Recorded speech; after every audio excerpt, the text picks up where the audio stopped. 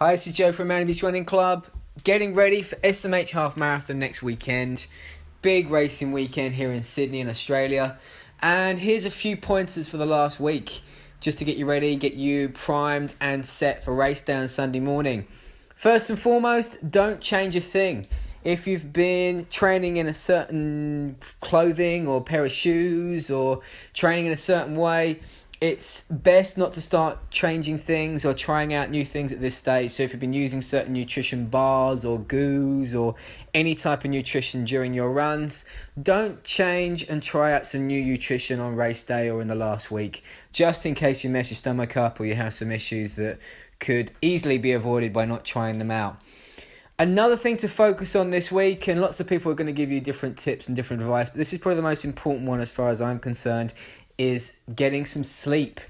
Sleep is going to be one of the biggest factors to consider in your last week before race day, and it's going to really make a difference when you turn up on that start line feeling refreshed, feeling charged and full of energy. So make sure this week you get to bed nice and early. This is not a good week to be going out clubbing or going out drinking all night.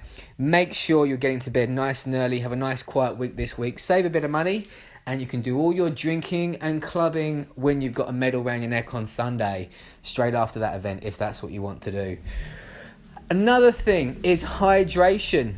Hydration is a massive factor in terms of performance. If you can get good hydration, you're going to feel great during your run.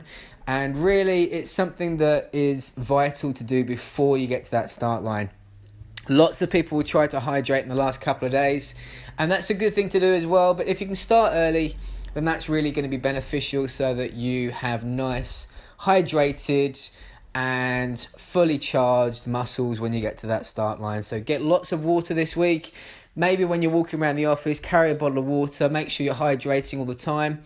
A good indicator, it might sound a bit extreme, but if you're going to the loo double figures every day, that's a really good indicator that you're well hydrated. So if you're going to the loo 10 times or more per day, then that means you're super hydrated. Now, of course, that could interfere with your normal routine if you're not used to going to the loo that much, and people might start asking questions, but it's just for a week or so, it's just for a few days, so get that water in to get the best performance and get that PB on race day.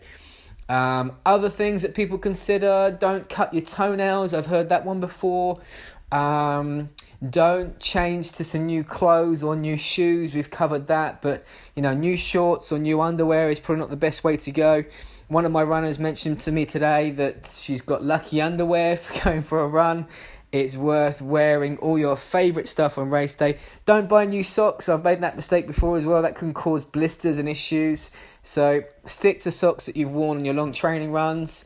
And yeah, if you've got a new favourite shirt that you buy at the expo, probably not advisable to try that out on race day. Stick to the shirt that you've used during your training and stick to what works. Even if you've got a shirt with a nice logo on it or it's got a really nice pattern, try to use that shirt to write your name on and use the shirt you've used before. Watch out for chafing. Make sure you have a little bit of Body Glide or a little bit of Vaseline under your arms and all those spots where you could get some chafing. And really, that's pretty much it. Hang around with positive people this week.